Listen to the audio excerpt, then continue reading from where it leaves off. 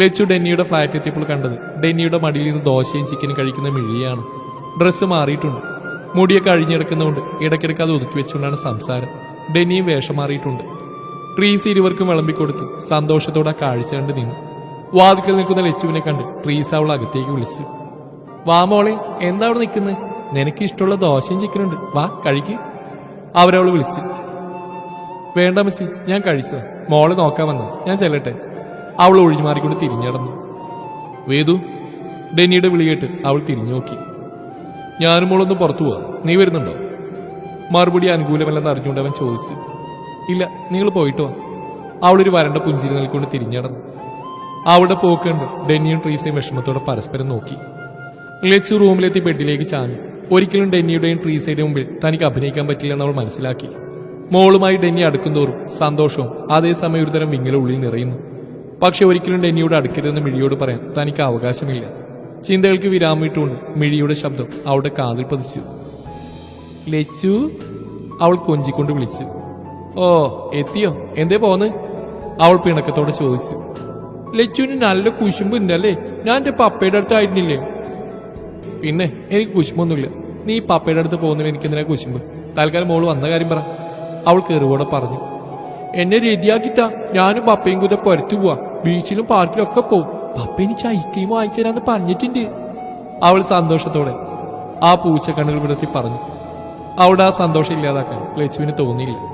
തുറന്നു പറഞ്ഞില്ലെങ്കിൽ കൂടെ പലപ്പോഴും അവൾ ഒരു അച്ഛന്റെ സ്നേഹവും കരുതൽ ആഗ്രഹിക്കുന്നുണ്ടെന്ന് ലച്ചുവിന് അറിയാമായിരുന്നു. അവളൊന്നും മിണ്ടാതെ കബോർഡ് തുറന്ന് ഒരു റെഡ് ഫ്രോക്ക് എടുത്തു. ലച്ചു, അത് വേണ്ട, എനിക്ക് ബ്ലൂ മതി. പപ്പ ബ്ലൂ ആണ്, അപ്പൊ ഞങ്ങൾക്ക് മാച്ച് ആവണം. അവൾ നാണത്തോടെ പറഞ്ഞു. അത് കേട്ട് ലച്ചു ചിരിച്ചുകൊണ്ട് ഒരു ബ്ലൂ ഷർട്ടും ബ്ലാക്ക് ജീനും എടുത്തു. അവളുടെ ഡ്രസ്സെല്ലാം മാറ്റി അത് ഇടിവിച്ചു. മുടി നന്നായി ഊരിയൊതുക്കി പോണിറ്റയിൽ കെട്ടി, കണ്ണിൽ മഷി എഴുതി. കാതിലെ കുഞ്ഞിക്കമ്മൽ മാറ്റിയില്ല. കാലിൽ വൈറ്റ് കളർ ഷൂ ഇട്ട് കൊടുത്തു. ലച്ചു, വാച്ച്, അവൾ ഓർമ്മിപ്പിച്ചു. ടേബിളിൽ നിന്ന് ടോം ആൻഡ് ജെറിയുടെ പിക്ചേഴ്സുള്ള ഒരു ബ്ലൂ കളർ വാച്ച് എടുത്തു അവളുടെ കയ്യിൽ കെട്ടിക്കൊടുത്തു. മിഴി കണ്ണാടിയുടെ മുമ്പിൽ പോയി നിന്ന് സ്വയം ഭംഗി ഉറപ്പുവരുത്തി. ഞാൻ സുന്ദരി ആയോ ലച്ചു? അവൾ തിരിഞ്ഞ് ലച്ചുവിനോട് ചോദിച്ചു. പിന്നെ അമ്മയുടെ മോള് സുന്ദരിയായി കേട്ടോ, ലച്ചു ചിരിച്ചുകൊണ്ട് പറഞ്ഞു. മിഴി നാണത്തോടെ വാപ്പത്ത് ചിരിച്ചുകൊണ്ട് ലച്ചുവിനൊരു ഉമ്മ കൊടുത്തു. ഹാളിലെത്തിയപ്പോൾ പ്രഭാകരനും മായും സോഫയിൽ ഇരിപ്പുണ്ടായിരുന്നു. ആഹാ, ഇങ്ങനെ ഒരാൾ ഈ വീട്ടിലുണ്ടായിരുന്നോ?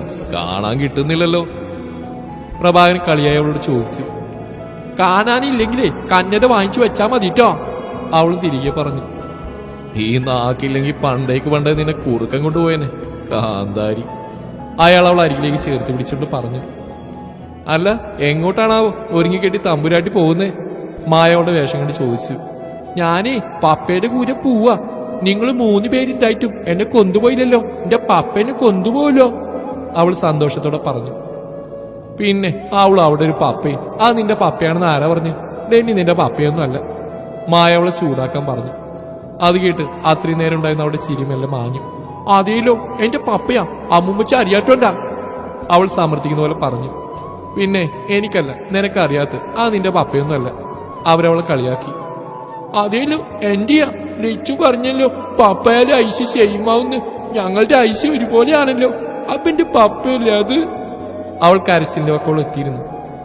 ലച്ചു ഞെട്ടി അവളെ നോക്കി. താൻ കണ്ണിന്റെ കാര്യം പറഞ്ഞ് കേട്ടിട്ടാണ് ഡെന്നിയെ പപ്പ എന്ന് വിളിച്ചെന്നോർത്ത് അവൾക്ക് അത്ഭുതം തോന്നി. അമ്മേ, അമ്മേ, എന്റെ പപ്പയല്ലേ അത്? അമ്മയല്ലേ പറഞ്ഞത് ഐസ് ചെയ്യുമാണ് പപ്പയാണെന്ന്? അവൾ ചുണ്ടു വിരുമ്പിക്കൊണ്ട് ചോദിച്ചു. മിഴി പെട്ടെന്നൊന്നും കരയില്ല. അത്രയ്ക്കും വിഷമം വരുമ്പോൾ മാത്രമാണ് അവളുടെ കണ്ണു നിറയുന്നു. ലച്ചുവിനെ അമ്മയെന്ന് വിളിക്കുന്നു. ലച്ചുവിന് അവളോട് എന്തും മറുപടി എന്നറിയാത്ത അരിച്ചിരുന്നു. അമ്മേ, എന്റെ പപ്പയാണെന്ന് പ്ലീസ്. അവൾ കണ്ണുകൾ നിറച്ച് ലച്ചുവിന്റെ കാലിൽ പിടിച്ചെന്ന് കെഞ്ചി. മായക്കും പ്രഭാകരനും അവളുടെ കരച്ചിൽ കണ്ടപ്പോൾ സങ്കടമായി. വെറുതെ ഒന്ന് കളിപ്പിക്കാൻ പറഞ്ഞത്. സാധാരണ എന്തെങ്കിലും പറഞ്ഞ് തിരിച്ച് നല്ലത് പറഞ്ഞ് പിടിച്ചെടുക്കുന്നവളാണ്. അതുകൊണ്ടാണ് മായ അങ്ങനെ പറഞ്ഞത്. ലച്ചുമെല്ലാം അവൾക്ക് മുമ്പിൽ മുട്ടൂട്ടിയിരുന്നു. ആ നിറഞ്ഞ മിഴികൾ തുടച്ചു. ഞാൻ പപ്പയുടെ കുഞ്ഞൂശല്ലേ അമ്മേ, അപ്പൊ അതെന്റെ പപ്പയല്ലേ? വിതുമ്പിക്കൊണ്ട് ചോദിക്കുന്നതിനൊപ്പം അവളുടെ കണ്ണുകൾ നിറഞ്ഞൊഴുകി. മോളുടെ പപ്പയാ, അത് മോളുടെ മാത്രം പപ്പയാ. എന്തുകൊണ്ടോ അത് പറയുമ്പോൾ അവളുടെ സ്വരം വിറച്ചിരുന്നു. സത്യം? അവൾ കുഞ്ഞിക്കൈകൾ വെച്ച് കണ്ണു തുറച്ചുകൊണ്ട് ചോദിച്ചു. പുറത്തേക്ക് വന്ന കരച്ചിൽ ചുണ്ടുകൾ കൊണ്ട് കൂട്ടിപ്പിടിച്ച് ലച്ചു മൂളി. മിഴി സന്തോഷത്തോടെ ലച്ചുവിനെ കെട്ടിപ്പിടിച്ചു. ഇപ്പൊ എങ്ങനെയുണ്ടെന്ന ഭാഗത്തിൽ മായ നോക്കി. അപ്പോഴാണ് വാതിൽക്കൽ ഇതെല്ലാം കേട്ടിരിക്കുന്ന ഡെന്നി അവൾ കണ്ടത്. മിഴിക്ക് മാച്ചായി ബ്ലൂ ഷർട്ടും ബ്ലാക്ക് ജീനുമാണ് വേഷം. വളർന്നു തുടങ്ങിയ മുടി ഒരുമിച്ചെടുത്ത് ബൺ കെട്ടിയിട്ടുണ്ട്. നെറ്റിയിലേക്ക് വീണിടക്കുന്ന മുടികൾക്കിടയിലൂടെ കാണുന്ന പൂച്ചക്കണ്ണുകൾ മിഴിമോൾ തന്നെ ആയിരുന്നു. പപ്പേ ലച്ചുവിന് വിട്ട് അവൾ ഓടി ഡെന്നിക്ക് നേരെ കൈനീട്ടി. അവൻ അവളെ എടുത്തുയർത്തി. ഡെന്നിയെ നോക്കാൻ കഴിയാതെ ലച്ചു തലതാഴ്ത്തി. അവൻ ലച്ചുവിനും ദയനീയമായി നോക്കി. മിഴി അപ്പോഴേക്കും ഡെന്നിയുടെ കഴുത്തിലൂടെ കൈയിട്ട് തോളിലേക്ക് ചാഞ്ഞിരുന്നു. പപ്പയുടെ കുഞ്ഞൂസ് എന്തിനാ കരഞ്ഞ്? അവളുടെ നിറഞ്ഞു കളങ്ങിയ മിഴിയിൽ ഉമ്മവിച്ചുകൊണ്ട് അവൻ ചോദിച്ചു. അമ്മൂമ്മ പറഞ്ഞു എന്റെ പപ്പയില്ലെന്ന്, അപ്പൊ എനിക്ക് വിഷമായി. അവൾ സങ്കടത്തോടെ പറഞ്ഞു. അത് അമ്മൂമ്മ എന്റെ കുഞ്ഞിനെ പറ്റിക്കാൻ പറഞ്ഞല്ലേ. ഞാൻ എന്റെ കുഞ്ഞൂസിന്റെ പപ്പയാണല്ലോ. പപ്പയുടെ സുന്ദരി മോളായത്. അമ്മൂമ്മയെ നമുക്ക് ശരിയാക്കാം കേട്ടോ. അവൻ അവൾ ഇക്കിളിട്ടുകൊണ്ട് പറഞ്ഞു. മിഴി അത് കേട്ട് പൊട്ടിച്ചിരിച്ചുകൊണ്ട് മായ നോക്കി പുച്ഛിച്ച്. മായാണെങ്കിൽ അത് കണ്ട് പെട്ട പോലെ നിന്നു. പണി വരുന്നുണ്ട് ഔറാച്ച. ഒരശരീരി കേട്ട പോലെ അവർ ചുറ്റും നോക്കി.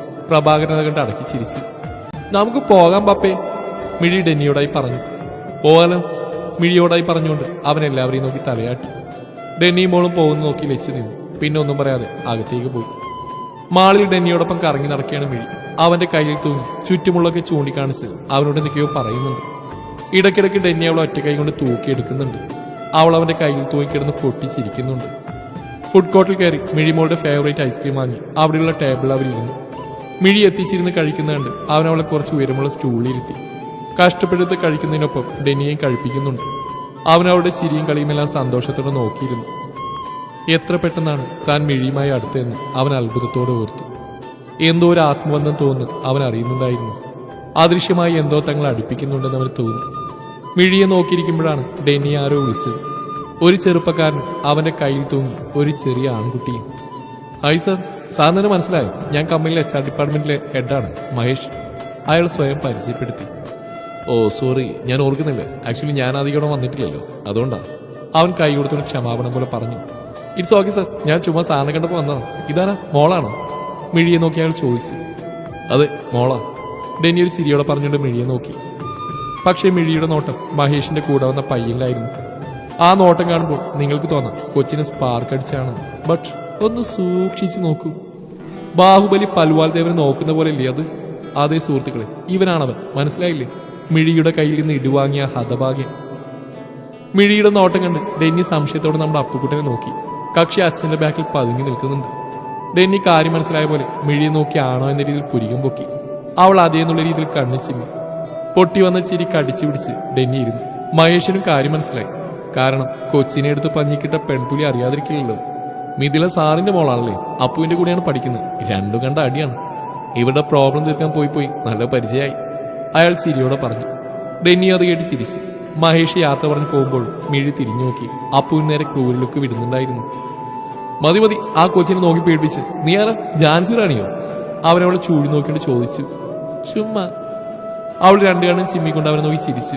പപ്പേ, അവൾ ഐസ്ക്രീം കഴിച്ചുകൊണ്ട് വിളിച്ചു. എന്താ കുഞ്ഞൂസ്? അവനവളുടെ മുടിയൊതുക്കി വെച്ചുകൊണ്ട് ചോദിച്ചു. ഞാനെന്നെ സ്കൂളിൽ കൊണ്ട് വിരണം കേട്ടോ. എനിക്ക് പപ്പനെ എല്ലാവർക്കും കാണിച്ചു കൊടുക്കണ. ഇനി എന്നെ പപ്പ കൊണ്ട് വിരണം. എന്റെ എല്ലാ ഫ്രണ്ട്സിനെയും അവരുടെ പപ്പയാണ് കൊണ്ടുവരിക. അപ്പൊ എന്റെ പപ്പ കൊണ്ടുവിട്ടാ മതിട്ടോ, അവൾ കൊഞ്ചിലോടെ പറഞ്ഞു. ഓക്കെ മൈ ഗേൾ, നാളെ മുതൽ എന്റെ മുത്തിനെ പപ്പ കൊണ്ടിടാം. ഓക്കെ, അവനവളുടെ നെറുകിൽ ഉമ്മവിച്ചുകൊണ്ട് പറഞ്ഞു. അവൾ സന്തോഷത്തോടെ അവന്റെ മേലേക്ക് ചാഞ്ഞു. അവിടെ നിന്ന് അവരിറങ്ങി പാർക്കിലും ബീച്ചിലും എല്ലാം കറങ്ങി. മോൾക്ക് ഒരുപാട് ഉടുപ്പും ടോയ്സും വാങ്ങിയിട്ടാണ് അവർ പോയത്. ഡെന്നി ഏത് ഷർട്ട് എടുത്താലും അതിന് മാച്ചായത് മാത്രമാണ് മിഴിയെടുത്ത്. ലച്ചുവിനും ഡെന്നി കുറച്ച് ഡ്രസ്സ് വാങ്ങിയിരുന്നു. എല്ലാതും കഴിഞ്ഞ് പുറത്തുനിന്ന് ഫുഡും കഴിച്ചിട്ടാണ് അവർ വീട്ടിലേക്ക് പോയത്. മിഴി ശരിക്കും ഹാപ്പിയായിരുന്നു. ഇത്രയും കാലം ലഭിക്കാത്ത പപ്പയുടെ സ്നേഹം ഒരുമിച്ച് കിട്ടിയതിൽ അവൾ ഒരുപാട് സന്തോഷിച്ചു. കയ്യിലൊരു ലോഡ് സാധനങ്ങളുമായിട്ടാണ് ഡെന്നിയും മിഴിമോളും എത്തിയത്. മിഴിയുടെ കയ്യിൽ വലിയൊരു ടെഡിയുമുണ്ട്. അവർ രണ്ടുപേരും നേരെ ലച്ചുവിന്റെ ഫ്ളാറ്റിലേക്കാണ് പോയത്. ട്രീസയും മായും ഇരുന്ന് കത്തിവെക്കലാണ്. പ്രഭാകരൻ ന്യൂസ് കാണുന്നെന്ന വ്യാജേന അവരുടെ സംസാരം കേട്ടിരിക്കുന്നു. ലച്ചു ടേബിൾ തലയാഴ്ച അവർ നോക്കി കിടക്കുന്നുണ്ട്. പക്ഷെ ആ ഇരിപ്പ് കണ്ടാൽ അറിയാം ആൾ ഇവിടെ ഒന്നും അല്ലെന്ന്. ഡെന്നിയെയും മിഴിയെയും കണ്ട് അവരെല്ലാവരും എഴുന്നേറ്റു. അവരുടെ കയ്യിലുള്ള സാധനങ്ങൾ കണ്ട് ലച്ചു തലയിൽ കൈവച്ചു. ആ കടയിലുള്ള മുഴുവണ്ടല്ലോ, ഇനി ബാക്കിയുള്ളവർക്ക് വാങ്ങാൻ അവിടെ വല്ലതും ഉണ്ടോ? ഡെന്നിയുടെ കയ്യിൽ നിന്ന് കവർ വാങ്ങിക്കൊണ്ട് മായ ചോദിച്ചു. അമ്മൂമ്മച്ചി എന്താ എനിക്ക് എന്റെ പപ്പ വാങ്ങിച്ചു തന്നതൊക്കെ? അമ്മൂമ്മച്ചി വേണേ പെബേരോട് പറഞ്ഞാൽ മതി. മിഴി മുഖം വീർപ്പിച്ചുകൊണ്ട് കയ്യിലുള്ള ടെഡിയെ കെട്ടിപ്പിടിച്ച് പറഞ്ഞു. രാവിലത്തെ ദേഷ്യം കൂടെ ഉള്ളതുകൊണ്ട് ഇനി എന്തെങ്കിലും പറഞ്ഞ അവൾ ഭദ്രകാളിയാവും തോന്നിയുണ്ട് മായ ഒന്നും പറയാതെ വാമൂടി നിന്നു. ലച്ചു നോക്കിയേ പാപ്പ എനിക്ക് എന്തൊക്കെയാ വാങ്ങിച്ചു തന്നെന്ന്.